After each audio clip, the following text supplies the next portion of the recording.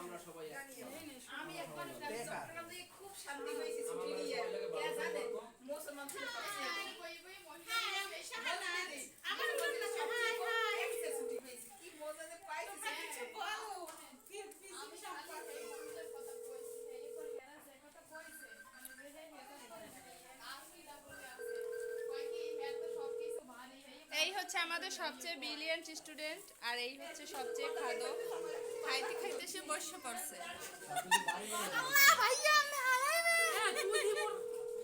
ওরে দিমর কেসে হালাই দিবে আমি মরে স্টক করাই না দয়া এই যে সবচেয়ে পেচালি স্টুডেন্ট শুধু পটর করে আমি শুধু কথা বলি আর এই হয়েছে আমার দুশ্চিন্তাগ্রস্ত বান্ধবী টেনশনে ডিপ্রেশনে শেষ হয়ে যাইতে আছে আরে এই সম্পর্কে কিছু বলেন না হাদিস কয় বুঝো না কিছু কওয়া যাবে না আর এই সেই কুখ্যাত মহসিন